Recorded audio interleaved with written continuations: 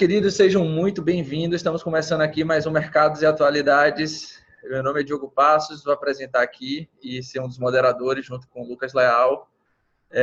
Aqui a gente está com um call junto com a Gap e temos aqui duas presenças de peso, tanto o Bernard Temmler quanto a Lia Serra, falando aqui diretamente do Rio de Janeiro para Salvador, Bahia, para a gente conversar um pouquinho sobre cenário e os desafios da gestão de investimento, né? E no final a gente tem uma surpresa, espero que vocês fiquem até o final, que tem uma surpresa muito interessante para a gente conversar também.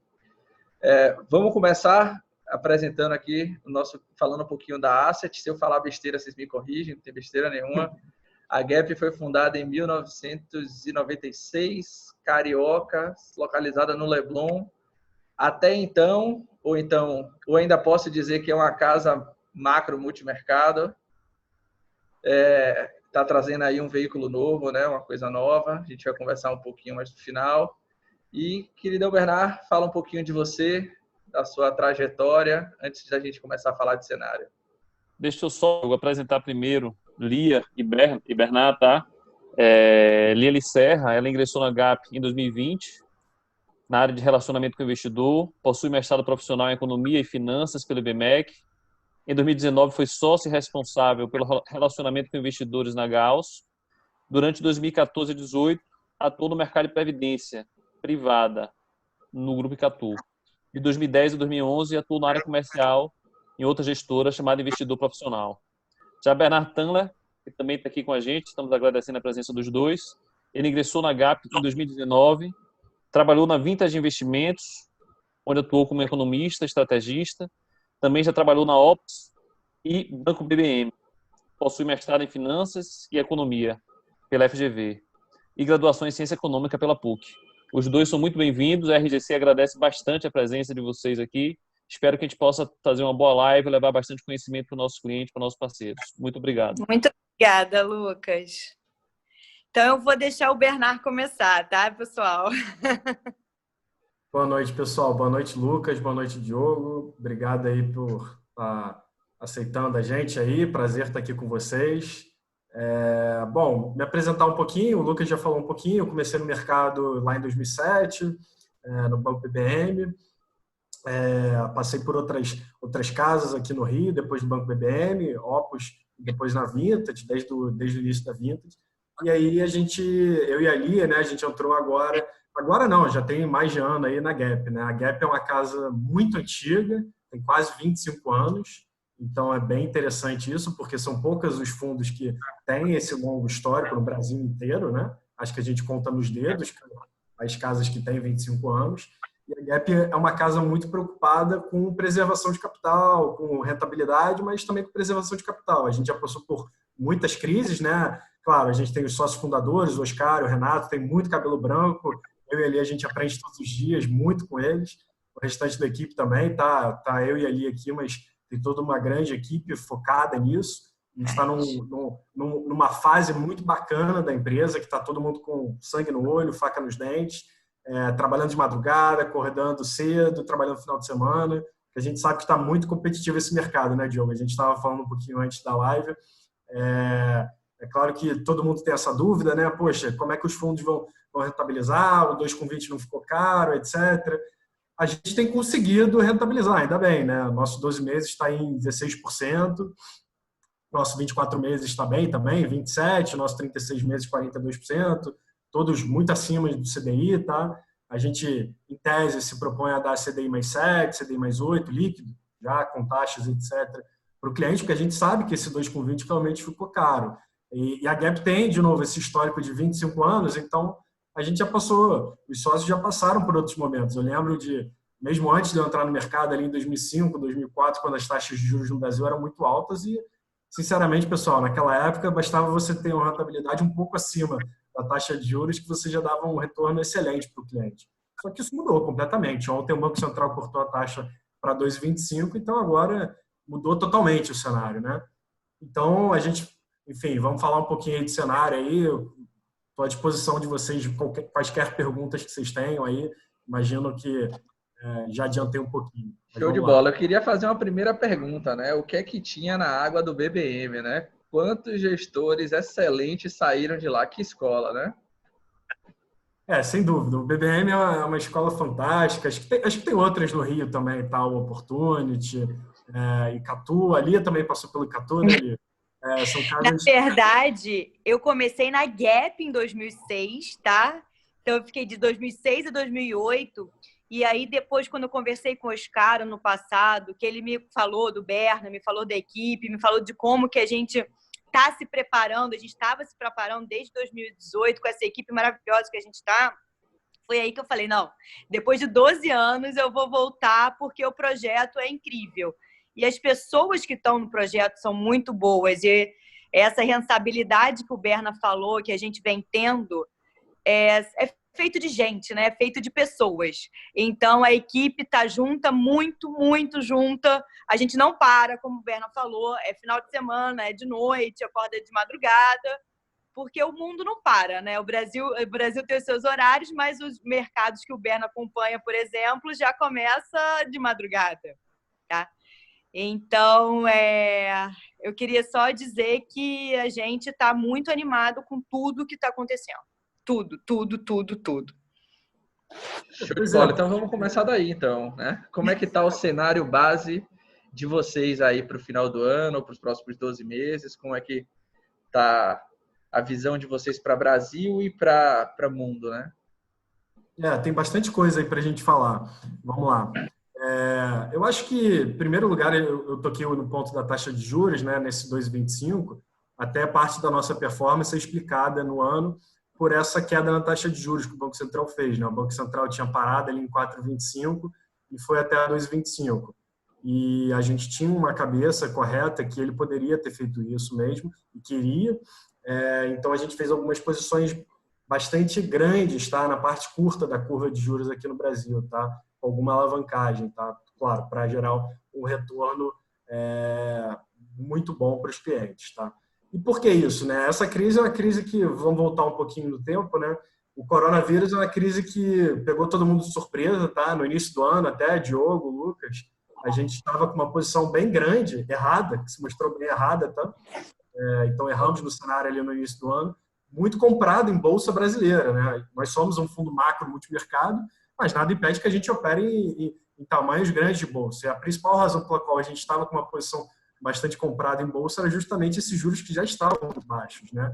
4% no Brasil, 4,25% era uma taxa inimaginável 3 anos atrás. Só lembrar que 3 anos atrás a gente tinha uma taxa de 14% ao ano, né? Então as coisas mudam rápido. Só que, enfim, aí veio o coronavírus, a gente teve que mudar rapidamente as posições, né? Fizemos isso de forma bastante ágil, foi bastante importante isso. Se a gente não tivesse feito isso, certamente a rentabilidade teria sofrido bastante. A gente gosta de comentar do mês de março, porque março foi aquele mês que a bolsa caiu 30%. Né? A bolsa americana chegou a cair mais de 15% também no mês.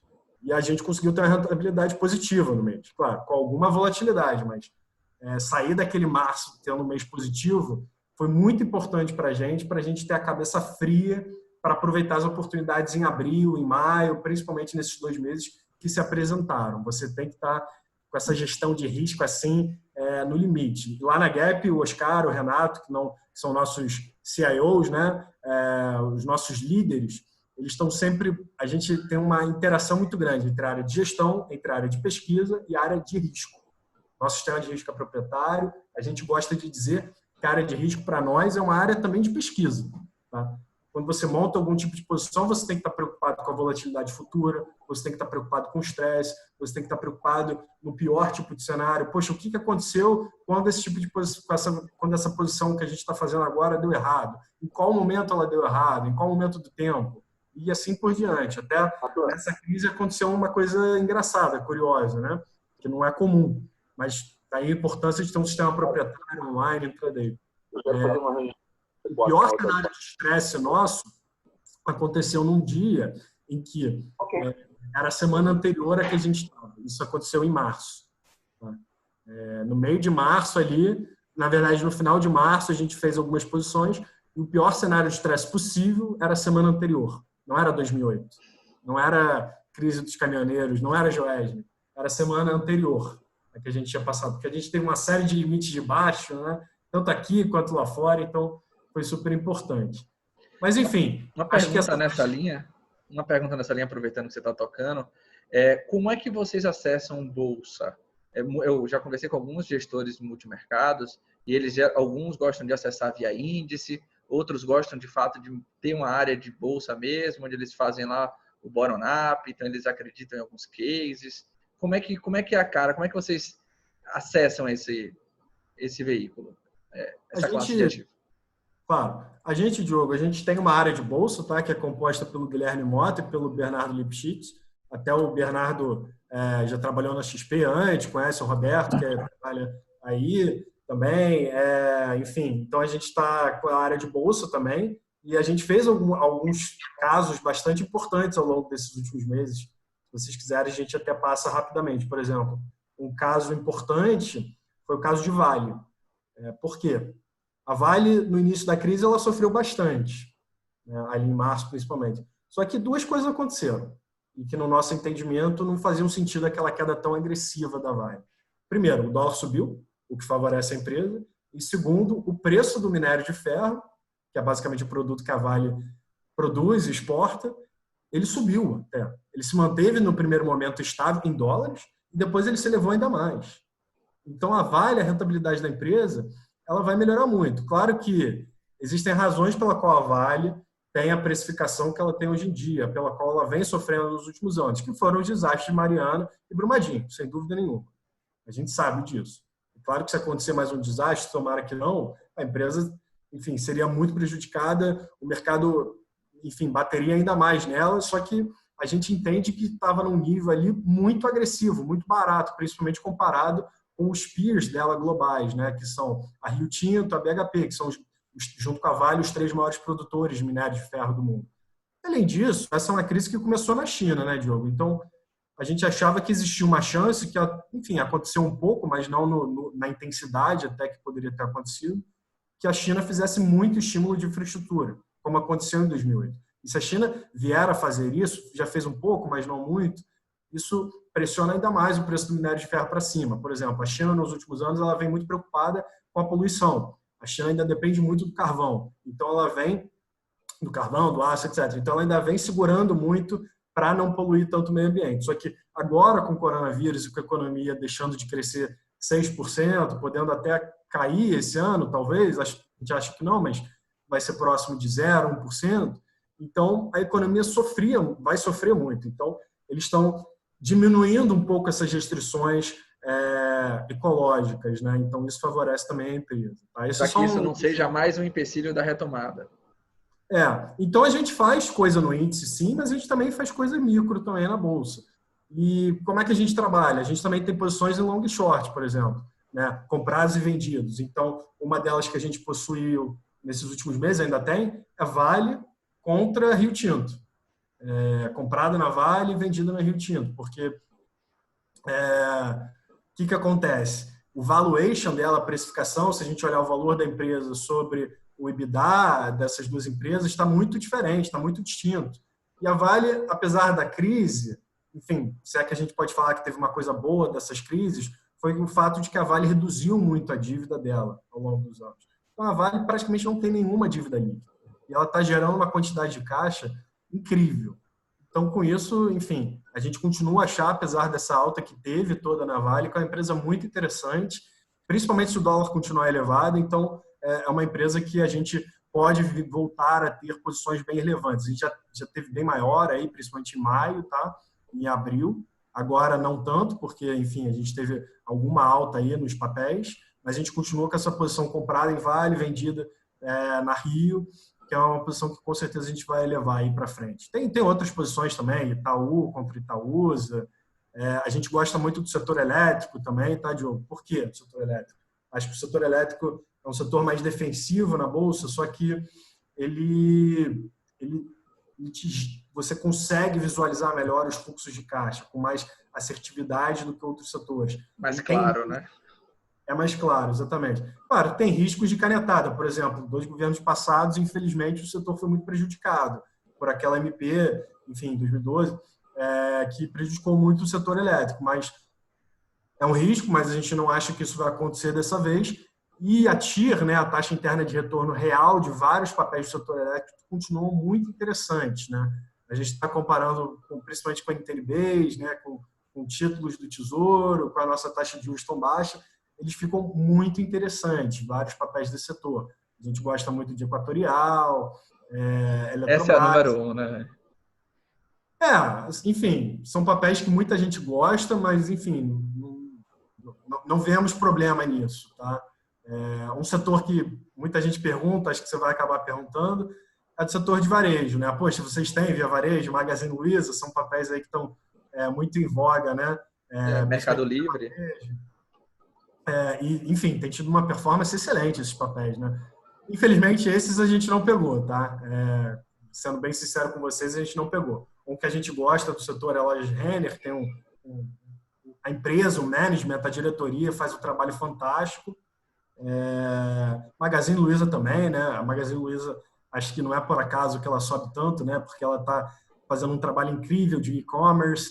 A Via Varejo acabou de fazer uma capitalização aí de mais de 4 bilhões de reais, então ela está numa situação, acho que bem distinta do passado dela. Agora ela precisa fazer um trabalho de intensificar essa venda online, acho que é isso que vai diferenciar ela daqui para frente, tá? Mas, enfim, não é um setor que a gente tem tido uma participação tão grande, não. A gente tem tido participação... Bernard, deixa eu te interromper um pouco. Eu sei que você está entrando já agora na parte das ações. Eu quero voltar um pouco naquela ideia que você começou antes, né? Você disse que uma das principais posições do fundo, que tem ido muito bem nesse cenário de 2020, apesar de todo o coronavírus e toda a crise que a gente está vivendo, uma das principais posições foi a posição em juros na curva curta, tá? Então, o fundo estava muito apostado aí, provavelmente, na queda das taxas de juros mais curtas. E quais foram as outras posições relevantes que o fundo tinha, além dessa especificamente relacionada à curva de juros curtos? Claro, Lucas, a pergunta é excelente. Acho que, Lucas, ali no Carnaval, sendo bem sincero, objetivo com vocês, o que aconteceu? A gente percebeu que essa era uma crise muito importante, a gente precisava agir rapidamente. A gente sempre tentou separar em capítulos a crise. Então, a gente fez algumas mudanças, fomos bem ágeis, isso foi importantíssimo. Em março, por exemplo, a gente teve posições compradas no dólar contra diversas moedas, contra o real, contra o peso mexicano, contra a rupia da Índia, que é a moeda da Índia. Então, foram posições bem importantes para defender e por isso que até o fundo teve a performance positiva no mês. A outra coisa que foi importante em março, que acabou sendo positiva para nós, foi que nós trocamos as posições compradas em bolsa brasileira por compradas em bolsa americana. Tá? A bolsa americana tem tido uma performance fantástica, principalmente o Nasdaq, principalmente as ações do setor de tecnologia. Então, isso que ajudou bastante a gente. Aí, no final de março, Lucas, é que a gente começou a ter exposições em juros, que a gente fez principalmente em abril e maio. Mas em abril teve alguns momentos que a gente saiu, tá? Por conta do ruído político, por conta da saída do ex-ministro Moro, a gente também teve a saída do ex-ministro da Saúde, enfim, dois, né, na verdade. Então, isso gerou algum ruído político e em alguns momentos a gente tentou gerenciar bem o risco, tá, Lucas? Porque o que acontece? Na Gap a gente acredita muito que quando a volatilidade aumenta, automaticamente a sua posição aumenta. Acho que isso é um conceito bem simples, mas que as pessoas não colocam em prática. Se você tem uma posição que tem uma volatilidade de 10% ao ano, e essa volatilidade vai para 30% ao ano, a sua posição triplicou. O fato é esse. E em crise, a gente sabe que a volatilidade aumenta muito. Então, a gente tenta balancear um pouco isso. Quando a volatilidade aumenta, a gente tenta reduzir as posições e tentar antecipar quando a volatilidade aumenta. Tá? Então, naquele momento, por exemplo, quando o ex-ministro Moro saiu, o que acontece? A gente pensou, poxa, a gente tinha posições em juros, a gente acreditava nelas, e por que, Lucas? Porque a nossa projeção de PIB, naquele momento, estava em menos 7%, quando o consenso ainda esperava algo como menos 3%. A nossa projeção de inflação, naquele momento, estava em 1,2%, quando muita gente, quando o Focus ainda tinha 2,2%, então a gente estava muito diferente do consenso, muito dispar em relação ao consenso, e aí a gente fez essas posições em juros. Mas quando o juiz Sérgio Moro saiu, a gente pensou, poxa, o dólar pode subir muito mais, e aí com o dólar subindo, as expectativas de inflação sobem, a inflação sobe, será que o Banco Central vai ter condições de cortar os juros como a gente entendia? No final, acabou que o Banco Central conseguiu cortar mais depois, porque a situação não escalou, mas enfim, não era sabido naquele momento, a gente não Depois sabia. Depois que passa é muito mais É fácil, né? óbvio, A gente olhar Depois e é falar, sempre óbvio. por que eu não fiz assim? Só para contextualizar, porque a gente tem alguns clientes que estão nos assistindo, e como a gente está falando de um fundo multimercado, e a ideia é exatamente essa: um fundo multimercado é uma instituição, um instituto que consegue trabalhar diversos mercados, diversos produtos ao mesmo tempo. Então, a partir da sua análise de cenário, basicamente a ideia é você escolhendo os produtos mais aderentes para aquele momento. E aí pode ser bolsa, pode ser juros, pode ser dólar, pode ser operações long e short, como você falou, pode ser fora do Brasil, no Brasil. Aí não tem limite. Aí é a cabeça do gestor e da equipe do fundo encontrando as oportunidades para conseguir direcionar melhor. É isso aí, Bernardo? Essa linha, né? Exatamente, Lucas. E essa coisa do multimercado ela é bacana, principalmente na crise, tá? Porque eu acho que o multimercado ele precisa se provar nas crises. Por que eu estou falando isso? Por exemplo, um FIA, um fundo de investimento em ação, é lógico que numa crise como a gente acabou de passar, o fundo de investimento em ação vai ter recursos muito significativos. E o fundo multimercado é nesse momento que ele precisa se diferenciar, se destacar, e foi o que a gente conseguiu fazer, ainda bem na Gap, tá? De novo, nossa performance está em 12 meses 16%, mas eu acho que do ponto de vista do cliente, da pessoa física, etc., nós todos, né? Acho que a gente precisa ter uma diversificação, não pode botar tudo em bolsa, por mais que os juros agora no Brasil estejam em 2,25 e fica tentador colocar muito mais da nossa poupança em bolsa, acho que todos nós devemos ter uma parcela assim em bolsa, e a gente tem no fundo, etc., mas também não dá para botar tudo. E é nesse momento que o multimercado defende, né? Na diversificação natural que ele tem, em poder fazer diferentes mercados, em poder operar em diferentes países. A gente teve posições relevantes no México, no Chile, está com posição na Rússia no momento, enfim, essa é bem exótica, acho que pouca gente tem na Rússia. Tá? E por que a gente achou, Lucas, ali no final de março, início de abril, que as taxas de juros iam poder cair? O Brasil, principalmente nos anos 90, em 2002 e no início de 2008, quando o dólar subia muito, e o dólar subiu muito, né, pessoal? A gente estava em 4, foi para 5,90. Agora, ele passou de 5,90, foi para 4,80 e agora subiu de novo, né, para 5,35. Então, a volatilidade está bem agressiva, né, nessas últimos meses, nessas últimas semanas. Mesmo com as coisas um pouco mais calmas, a gente continua vendo uma volatilidade importante aí. Então, o multimercado ele precisa ter essa agilidade, acho que não pode ter um tamanho tão grande para poder não virar um transatlântico também. Tá? A gente até não quer ser o maior fundo, muito pelo contrário, para manter a rentabilidade interessante para os clientes. Então, naquele momento, quando o dólar subiu, muita gente achou, poxa, a inflação vai subir. E a gente teve uma leitura diferente, Lucas, Diogo, pessoal, porque a gente entendeu que essa é uma crise diferente, que afeta todos os setores, principalmente o setor de serviços. Poxa, todos nós, muitos de nós, estamos trabalhando em home office. A gente está deixando de almoçar fora de casa todos os dias. Os restaurantes estão sofrendo muito. A gente está vendo diversos descontos aí em aplicativos, né, para entrega dos restaurantes. Então, isso tudo é uma crise que mostra que ela é deflacionária. Os aplicativos de automóveis, de carona, etc., também estão com descontos, promoções, cupons. Então, tudo isso afeta, né? A gente, infelizmente, está vendo muita gente que não está conseguindo resistir à crise, por mais que o governo esteja dando uma ajuda, que, enfim, a gente mora num país que não tem condições, como está ocorrendo nos Estados Unidos, principalmente, de ter ajudas tão significativas como foi. Tá? Então, deixa eu pegar esse gancho para já te fazer uma pergunta e depois a gente passar para a Lia, tá? Legal, é bom a gente falar do passado, bom a gente falar que o resultado foi bom, que a gente acertou a mão. Mas e agora? Diante do cenário que nós estamos vivendo hoje, o que é que a Gap está enxergando, o que é que vocês estão enxergando? E quais são as perspectivas? O que é que você está imaginando para final do ano? Quais são as posições que a Gap está carregando e levando até o final do ano para a Alfa tentar gerar resultado até lá? Claro. Bom, com a taxa de juros tão baixa, tá, gente? Acho que é normal o dólar ter subido. Mas aí a gente precisa entrar na questão do quanto o dólar precisava ter subido ou não. Naquele momento ali que o dólar bateu 5,90, nós que já tínhamos ficado comprados, Lucas, no dólar em março, a gente virou a mão. A gente vendeu o dólar ali naquele momento. E com certeza, Lucas, muito provavelmente, se o dólar voltar a subir, a gente vai vender dólar novamente. Por um lado, a taxa de juros prejudica muito a gente, porque a gente não tem mais aquele diferencial de juros que a gente já teve no passado. O diferencial de juros atraía muito capital de curto prazo, muito capital especulativo, que vinha para o Brasil em busca do carry trade, né, que fala no linguajar técnico, né, em busca de algum retorno, de alguma rentabilidade. Isso a gente não vai ter mais. Mas se a gente fizer o nosso dever de casa, Lucas, eu tenho certeza que a gente vai trazer outro tipo de capital, que é até mais interessante. Por exemplo, um capital em infraestrutura, um capital mais de médio e longo prazo. Só que a gente precisa fazer o dever de casa. E o que é fazer o dever de casa?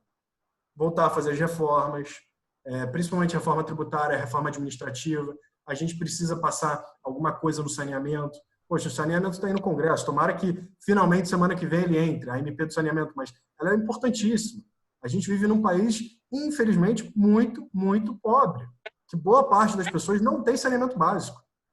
E por que não abrir esse mercado para investidores estrangeiros, para outros investidores privados, etc.? Isso tudo atrai uma quantidade de dinheiro muito relevante para o país e ajuda o crescimento. É isso que a gente precisa. Então, a gente não consegue achar também que ali no 5,90 ou até um patamar um pouco mais baixo ali não vale a pena, tá? Porque a gente também não tem essa visão política que muita gente tem, Lucas, de que, poxa, o governo é tão desastroso assim do ponto de vista político. Em maio, teve um momento em que o governo Bolsonaro se aproximou um pouco mais do Centrão. Teve um momento em que o presidente Rodrigo Maia se aproximou um pouco mais do presidente Jair Bolsonaro. Isso tudo é importante, tá, pessoal? Independente do que a gente acha, se a gente concorda com um, com o outro, com nenhum, o importante é que na crise você sentar, independente se você é situação, independente se você é oposição, e botar as diferenças de lado para o bem do país. É uma questão de governabilidade, né? Exatamente, Diogo, porque isso é o que a gente vê em países envolvidos, inclusive, né? Você pega os Estados Unidos, você pega a Europa, a Alemanha, o que eles fazem no meio da crise? Poxa, às vezes um partido que briga com outro anos e anos, mas no meio da crise eles se sentam juntos e fazem o positivo para o país. Eu acho que é isso que a gente precisa no Brasil. A gente precisa ter mais isso, ter mais conversa, ter mais discussão, mais debate, mas, sabe, no momento em que a economia ia sofrer tanto, a gente precisava fazer mais estímulos, a gente precisava que os R$600 chegassem o mais rápido possível para a população. A gente sabe que a gente vive num país que boa parte da população trabalha dia após dia para comer, que não tem dinheiro nenhum, né, para sair de casa para comer. A gente vive, de novo, infelizmente, num país muito pobre. Era importante que isso acontecesse o mais rápido possível, tá? Então, não é saudável essa briga entre o judiciário, o executivo e o legislativo. E, poxa, a gente gosta de olhar o copo meio cheio, não meio vazio, entendeu? Nesse aspecto. Então, é possível aí que se os ativos brasileiros sofrerem mais, Lucas, a gente volte a ter posições mais relevantes em Brasil. É que, nesse momento, sendo bem objetivo com você, a gente não tem posições relevantes em Brasil. Nenhum. Em Brasil, você fala em equity em ações, né? Está falando de ações aí especificamente, ou juros? Juros e moeda a gente não tem. Até em ações a gente tem algumas, tá? Nesse momento, mas são ações mais compradas e vendidas, é mais long and short. É isso que eu ia perguntar. Vocês ainda enxergam um prêmio nas curvas, nos vértices mais curtos ali da curva de juros? Ou você acha que já deu o que tinha que dar? A simetria... Nos curtos, Diogo, a gente entende que já deu o que tinha que dar, tá? Poxa, o Banco Central vai para 1,5, 1,75, de 2,25, pode ser, mas aí a gente tá fora desse jogo. O que se tem para ganhar já está um pouco do risco de... E com relação à Bolsa, vocês têm uma visão de Bovespa, tem um número, como é que... Então, essa questão do número, essa é uma pergunta recorrente, né? E lógico que eu não quero tentar fugir da pergunta, mas eu vou acabar fugindo um pouco. Mas é porque a Bolsa ela se divide em 3 grandes setores: bancos, commodities e o restante da Bolsa, né? Se você pegar bancos, é 35%, Vale, Petrobras, aí põe mais 10% em cada, então com isso você soma mais 20%, então chega a 55% e tem o restante da Bolsa. Você tem a parte de varejo doméstico, que está ganhando muito peso, Magazine Luiza, Via Varejo, tem o setor elétrico, que a gente gosta bastante, enfim, tem algumas outras exportadoras também de commodities, papel e celulose, Klabin, Suzano. A gente, Diogo, sendo bem objetivo, a gente vinha com uma exposição direcional em bolsa, mas a gente diminuiu significativamente. Por quê? Nos 70 mil pontos, a gente achava que tinha muito pouco para perder, muito pouco para cair, e tinha um espaço bem relevante para subir. Agora, mais próximo dos 100 mil pontos, e eu estou falando dos 100 mil, tá? Se nós voltarmos para os 90 mil, então provavelmente a gente vai voltar a comprar um pouquinho de bolsa, tá? Enfim, estou sendo bem objetivo com vocês. O fundo tem que tentar rentabilizar o máximo possível, pessoal, tá? A gente não precisa ficar numa posição 3 anos parado. De novo, essa crise é uma crise que tem gerado muita volatilidade, então a gente tem que tentar se aproveitar sim da volatilidade, é o que a gente tem feito. Então, perto dos 100 mil pontos, a gente não acha que tem tanto espaço assim para subir. Quer dizer, tem espaço para subir, mas é muito mais equilibrado. O espaço para cair e o espaço para subir. Por exemplo... Não tem assimetria favorável. Exatamente. A ideia é que você tenta explorar quando tem mais para ganhar ou muito mais para ganhar do que para perder. No jogo mais 50-50, vocês preferem buscar outra curva. Exatamente, ou ter posições menores, né? O que acontece. Tem um setor que a gente gosta e que ficou para trás, até, enfim, hoje especificamente, foi bem o Itaú, que é o setor bancário. O setor bancário é um setor que ficou um pouco para trás, tá? E com certeza, se voltar a cair, a gente vai ter posições. Por que o setor bancário acho que foi tão prejudicado, foi tão pressionado nessa crise? Por conta da inadimplência. A gente sabe que a economia vai sofrer muito, infelizmente o PIB esse ano vai cair bastante, por mais que o PIB em 2021 vá retomar, o nível do PIB só deve retomar para o nível do PIB de 2019, início de 2020, lá para 2022, infelizmente. Tá? Então a inadimplência vai subir bastante, os bancos vão ter que provisionar ainda mais recursos, o Itaú e o Bradesco já fizeram isso. Só que assim, você chegou num nível de precificação, era o preço sobre o valor patrimonial, né, dos bancos, que a gente entendeu que estava muito interessante. O Banco do Brasil, por exemplo, chegou a negociar 0,6 valor patrimonial, que é um patamar historicamente que quando aconteceu, quando alguém comprou, quando algum investidor comprou nesse tipo de nível, teve uma performance muito positiva. É claro que a rentabilidade desses bancos, o ROI, o retorno sobre o capital, não vai ser igual ao que era antes, porque as taxas de juros estão menores. Só que vamos lembrar de uma coisa, e aí vale tanto para juros quanto para bancos. Apesar da nossa taxa de juros estar em 2,25 agora, a nossa taxa de juros longa é muito alta. A gente tem uma curva muito inclinada ainda, muito estipada, que a gente chama, né? Então, acho que os bancos eles ainda conseguem ter uma rentabilidade bem positiva assim, nos próximos anos. E nessa parte dos bancos, essa ação bem contundente do Guedes de aumentar a competição e de criar mudanças regulatórias no setor, vocês não veem isso aí também como um impacto relevante para eles? Esse até é um debate, Lucas, que já vinha em 2019, né? No final de 2019, início de 2020, e realmente prejudicou já em janeiro, né, os bancos, porque por conta das fintechs, principalmente. Né? A gente tem visto aí o Nubank com uma performance excelente, a gente tem o C6, tem o Banco Inter, enfim, tem algumas fintechs aí com uma ótima performance que estão dando um retorno para o cliente bem interessante. Então, sem dúvida, a competição é importante para diminuir os spreads bancários. Mas a gente acha que falta muito espaço ainda para as fintechs poderem ainda adentrar nos espaços ainda que os bancos tradicionais têm. A gente ainda vive num país, de novo, que as pessoas gostam de ir para a agência física, por mais que o brasileiro tenha um espaço tecnológico bom, ainda tem muita gente que gosta de ir para agências, enfim, idosos. Minha mãe, por exemplo, eu tento há anos tentar convencer ela a usar o aplicativo do banco, mas não consigo. Até hoje ainda pago muita conta para ela, via aplicativo, para ela não ir na agência, mas ela não gosta. Minha sogra também, é quase um programa, assim, digamos assim, quase um passeio no banco.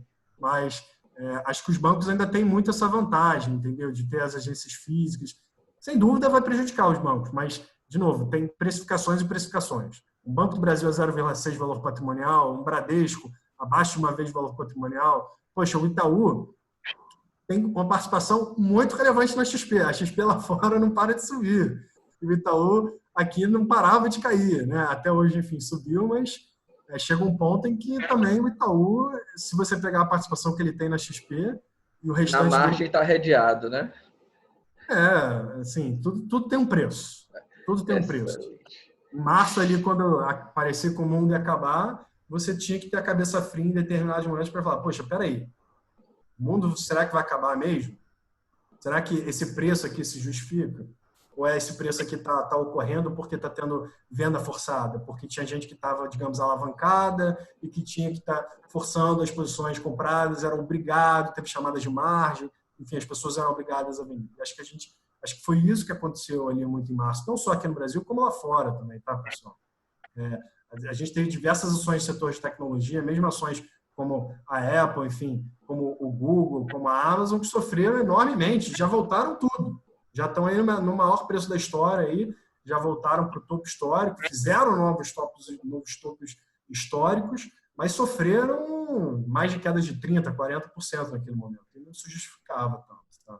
Acho que é muito nessa linha. Tá? Mas hoje, Lucas, só para complementar, nossas principais posições estão fora do Brasil. Por exemplo, em México.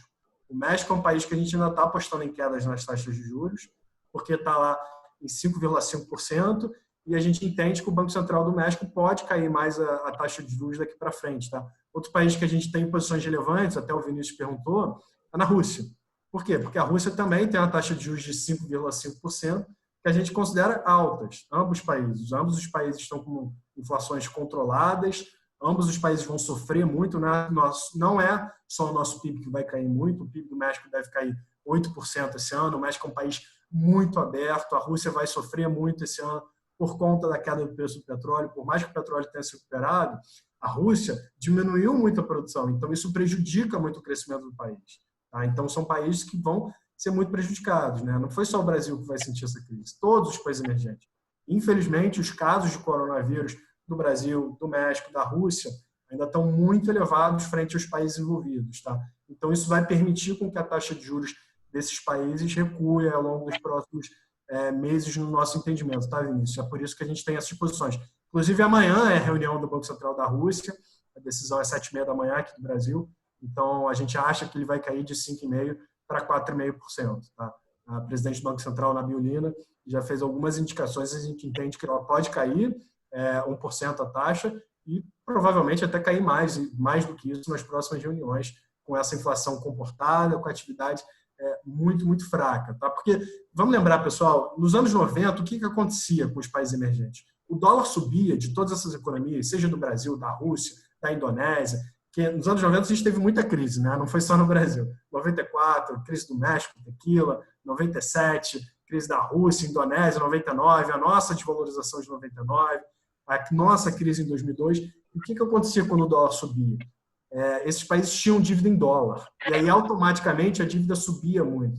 Automaticamente, as pessoas ficavam com medo do país não pagar a dívida, a inflação subia, as expectativas subiam de inflação. Só que isso não acontece mais, porque esses países fizeram o dever de casa. Hoje em dia, a gente tem reservas internacionais significativas. Tá? O Brasil, hoje, reservas líquidas, já contando que o Banco Central vendeu. Vamos lembrar, esse é outro fator, tá, Lucas, do porquê que a gente vendeu também no 5,90. O Banco Central vendeu quase 40 bilhões de dólares. Se você pegar o spot e o swap que ele fez. Tá? Só que o Banco Central ainda tem mais de 300 bilhões de dólares de reserva. Então, a gente acha que isso é um grande amortecedor. A Rússia tem aproximadamente 500 bilhões de dólares de reserva. O México tem reservas significativas, linhas de swap com o Banco Central americano, que ele costuma utilizar, enfim. Então, a gente entende aí que as taxas de juros dos países emergentes podem continuar a cair, tá? Não só no Brasil, só que já aconteceu no nosso entendimento, Diogo, é o que você falou, já foi. Então, a gente foi para outros países, México e Rússia. A gente fez também um pouquinho no Chile, mas o Chile agora está com a taxa em 0,5%, já não tem mais para onde ir também. Tá? Show de bola. E aí, vamos de novidade agora? Vamos passar a bola aqui para a nossa querida Lia. Então, pessoal, antes da gente entrar em previdência, vocês vão ver como esse produto ele é fora de sério. Duas coisas muito importantes que o Bernard falou. Uma, Brasil, taxa de juros curtas, não tem muito prêmio. Então, a gente hoje não tem posição. 2, dólar contra o real, está muito volátil. A gente não está enxergando nada muito claro para ter posição. Onde é que a gente tem a maior parte da exposição do fundo? Na parte externa, tá? Mas por que isso é tão bom? Porque a legislação de previdência, essa nova previdência de 2020, tem 2 regras que vai tornar o nosso produto melhor, tá? Já falando assim.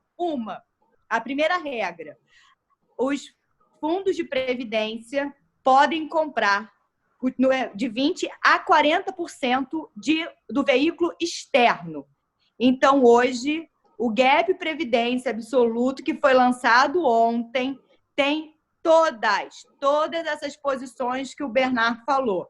Tem Rússia, tem Chile, tem México. Hoje a gente consegue replicar de forma integral essas posições que o Bernard falou. Então, essa é a primeira novidade. Em momentos como a gente está vivendo, que são momentos voláteis, momentos conturbados, onde a gente está olhando para o Brasil ainda um pouco nebuloso e já está olhando para outras economias de uma forma mais confortável, a gente consegue fazer essas posições. Então, isso é uma coisa fantástica que aconteceu na Previdência. O que a gente usa para chegar nessas posições que o Berna falou. A gente tem um veículo que é residente no Brasil, ou seja, o fundo de previdência compra cotas de um veículo residente no Brasil que compra exatamente a nossa cota do veículo offshore, que é externo. Então, a gente replica integral a parte offshore. 2, o que é muito bom? O que a gente sempre escutou de previdência? Lia, previdência é limitada. Lia, derivativos não é flexível.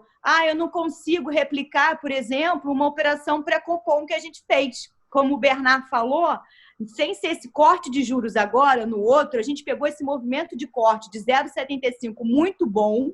Então, a gente teve uma grande rentabilidade no fundo e depois a gente zerou, se eu não me engano, foi pelo Moro, que o Bernard falou quando começou a ter aquele ruído político.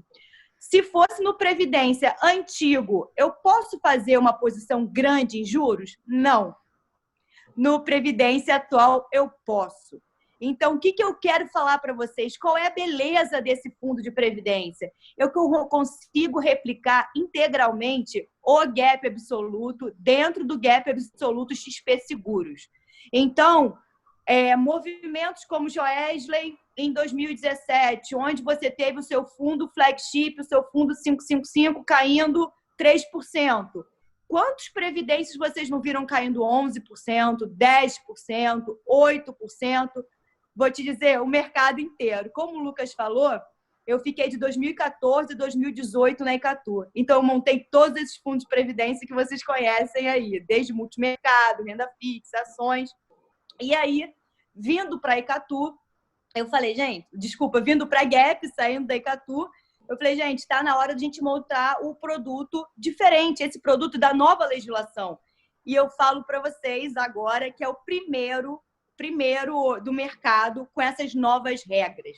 É o primeiro fundo do mercado de previdência onde você consegue replicar as posições do flagship, do gap absoluto. Então, a gente está muito feliz. No videozinho que eu fiz, acho que vocês têm aí, eu até mostro o gráfico quando a gente tira o impacto do Come Cotas, ou seja, quando eu estou falando de previdência, eu quero aquela previdência onde eu tenho um período de acumulação em torno de 10 anos. Porque quando a gente vai ver a tabela de imposto que eu tenho nos fundos multimercado e a tabela de imposto que eu tenho quando eu compro um plano VGBL na tabela regressiva, você vê se você tem a mesma aplicação no mesmo dia, 10 anos depois, a Previdência ainda vai te dar um valor financeiro maior. Por quê? Porque na tabela regressiva, quando eu cumpro os 10 anos de investimento, de acumulação, eu só tenho 10% de imposto no rendimento. Isso é um dos motivos que eu gosto mais do VGBL do que o do PGBL.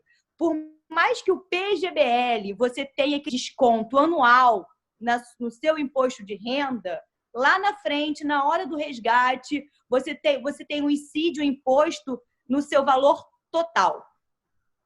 Então, na hora da saída da Previdência, por que eu estou falando isso? Porque, para mim, Previdência não é só para aposentadoria, tá? O que eu amo de Previdência? A maioria das pessoas aqui, quando nasceu, o que ganhou da avó e do avô? Uma poupança, não foi? Todo mundo ganhava poupança. Depositei a sua poupança para quando você crescer, você comprar o que você quiser. O que a gente faz hoje? A gente faz uma Previdência.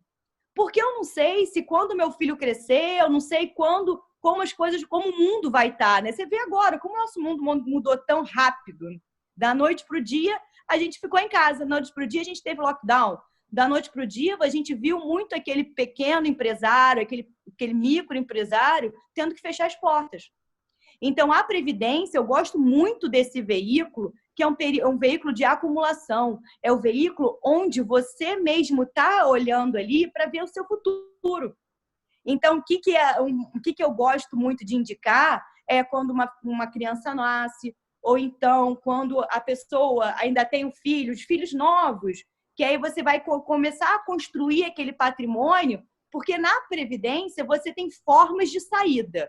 Você tem o resgate total, você tem 2, que é onde você faz o resgate programado.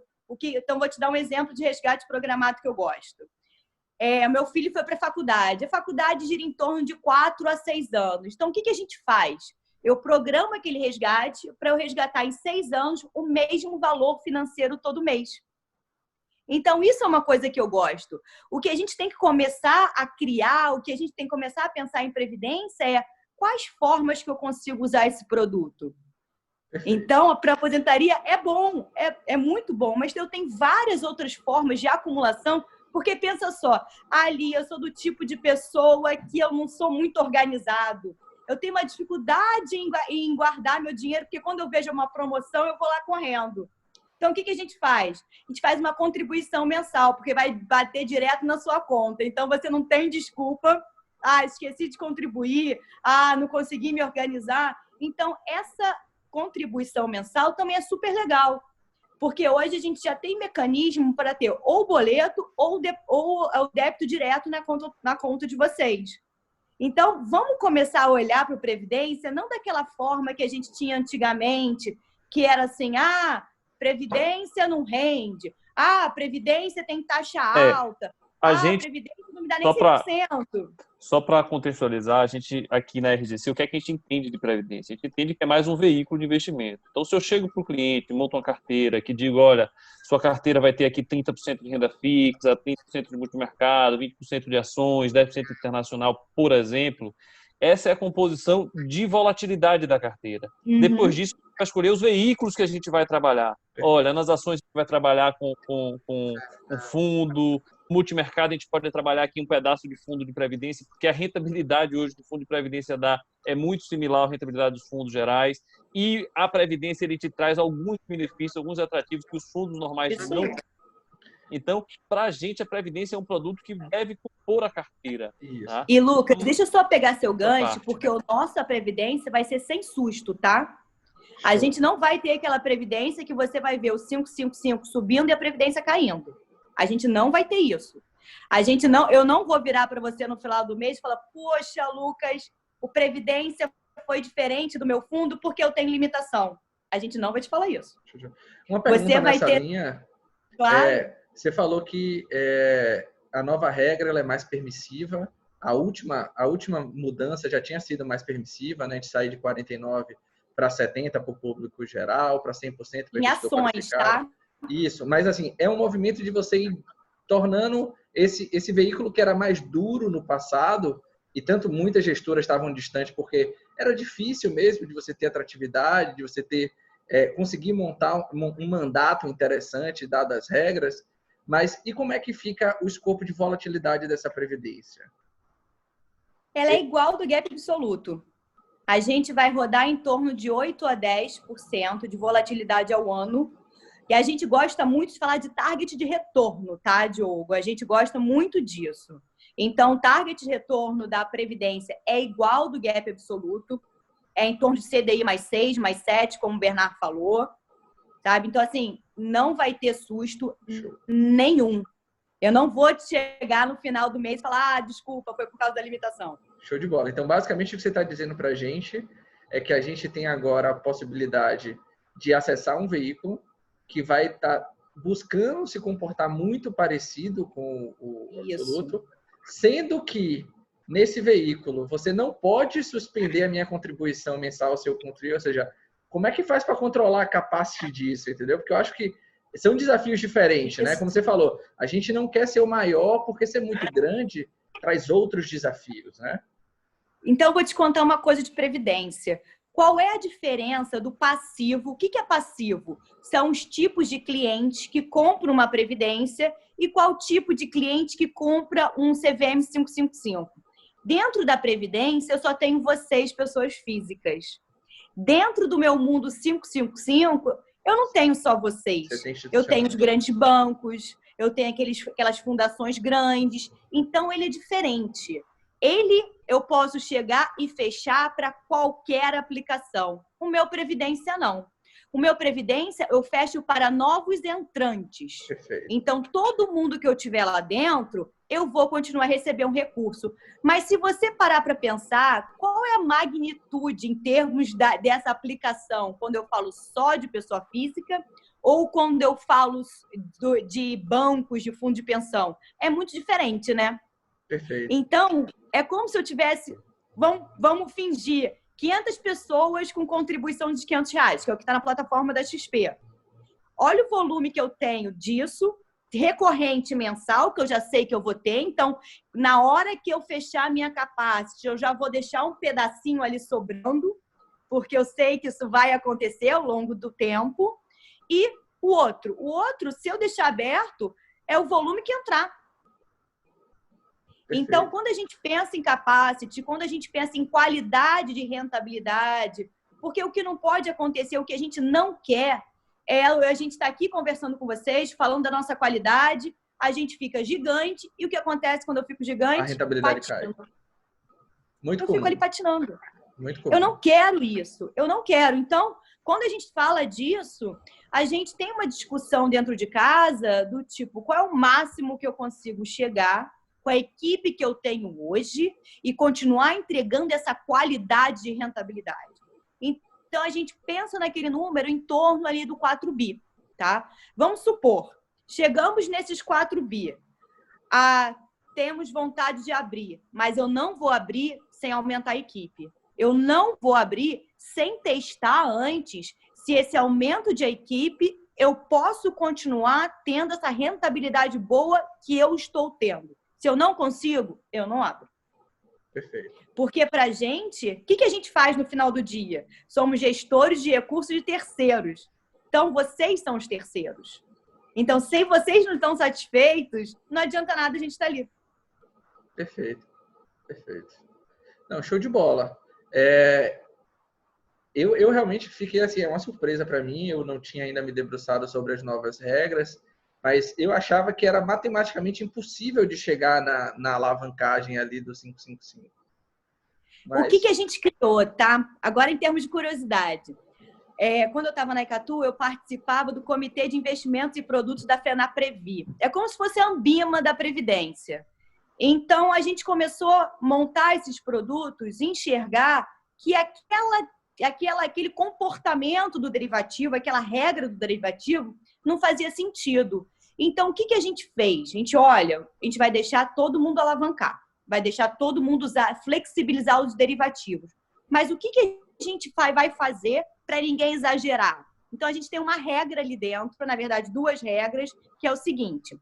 Na hora que eu faço um derivativo, na B3, eu tenho essa chamada de margem, certo? Certo. Vocês, como ações, todo mundo conhece essa chamada de margem, né? Perfeito.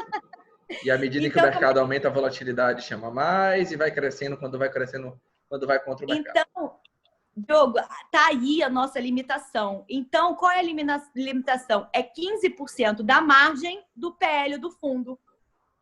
Não é que eu vou fazer derivativo à torto ou à direito. Não, eu tenho uma limitação do pote todo. E aí, na hora que a gente foi construir o produto, a gente fez um backtest no nosso gap absoluto e a gente viu que a gente nunca chamou mais de 12% de margem. Show. Então, a gente conseguia replicar perfeitamente o produto. Por isso que eu tô tão animada, tá, gente? Então é um produtaço mesmo, assim. Você parar para pensar que se você é um investidor de longo prazo e essa posição sua, você pretende carregar ela, é 33% de vantagem. É 33%. Um contra o outro fora é feito com bicotas. Ao invés de você pagar 15% no resgate, você vai pagar 10%. Isso aí. Então, realmente é um produtaço. O desafio é para frente, né? Caso né? O gap absoluto precise utilizar mais, e aí teria uma disparidade para frente, mas se para todo o histórico de 96 para cá... Para pensar, o gap absoluto é de 2005. Quantas crises o gap absoluto não passou? Sim, todas as que eu passei. 2008, 2015, 2011, tudo que a gente passou aí. E agora, né? Fantástico, então, viu? Todas as regras de risco vão ser replicadas. Muito bom. A gente acabou de fechar a nossa primeira hora, era a nossa atuação, né? A gente geralmente tenta não deixar muito longo, porque a atenção é uma coisa que fica difícil, no home office a gente está em casa, e a gente tem que cuidar de criança, ter os afazeres. Eu queria só checar se a gente tem mais alguma pergunta do chat, Lucas, ou se você reservou alguma pergunta aí. Eu fui fazendo junto com as minhas perguntas ao longo da apresentação. A gente pode já encerrar, que já chegou nas 19. Show de Então, bola. pessoal, a gente tem a equipe toda à disposição de vocês, não só eu e o Bernard, tá? A gente tem a Ana de Brasil, o João de Brasil, a Michelle, o Daniel, o Pedro de Internacional, o Moto, o Bernardo de Bolsa, o Oscar e o Renato. Vamos estar na Expert. Quero que todo mundo veja o nosso vídeo, que vai ser maravilhoso. Então, assim, o que vocês precisarem, a gente vai estar sempre à disposição. Lucas quer fazer as considerações aí? E eu quero fecho. agradecer pela participação de todos, agradecer também especialmente a Bernard e a Lia. Muito obrigado, eu acho que esclareceram bastante questões, pontos importantes, relevantes aí para quem quer investir, quem gosta de investir, quem está também buscando aprender um pouco mais e conhecer os investimentos. O Gap tem se mostrado um produto muito atrativo, bem resiliente a essa crise, vale a pena cada um conhecer, colocar um pouco no Veres, as lâminas, que é um produto bem interessante para ser trabalhado na carteira. Meus Obrigado. queridos, eu gostaria de agradecer a vocês dois pela aula, achei fantástica. Realmente vocês estão trazendo aí, tirando da cartola um produto que já nasce com um diferencial muito forte. Agradecer as explicações. E eu falo aqui em nome de toda a família RGC. As nossas portas também estão sempre abertas. A gente gosta muito de diversificar nossas carteiras. A gente já tem alguma posição ali. Depois dessa aula, com certeza, a gente vai buscar explorar um pouco mais, entender onde é que a gente consegue crescer um pouco mais essa relação, para que a gente siga aí de mãos dadas mesmo. E, de verdade, assim, muito obrigado pelo tempo, pela paciência, pelas explicações. E conte também com a família RGC para tudo, viu? Sem dúvida, pode deixar. Pessoal, obrigado aí pelo tempo de vocês, pela paciência também, e só reforçar a mensagem da Lia. Estamos todos à disposição de vocês. A gente tem uma equipe enorme, então não é só nós dois, né, Lia? Então tem toda uma equipe também à disposição, a gente retorna também. E agradecer aí. Boa noite a todo mundo, desejar saúde para todas as famílias, que todos se mantenham aí com saúde aí nessa crise que é tão chata, mas que a gente vai superar, tenho certeza. Então foi isso, pessoal. A gente termina aqui mais um Mercados e Atualidades com a participação fantástica aqui da Gap. Agradecer aqui a todos os nossos queridos amigos, clientes que vieram aqui prestigiar a gente e reforçar os votos aqui do Bernard de saúde para todo mundo. Se cuidem e até o nosso próximo vídeo.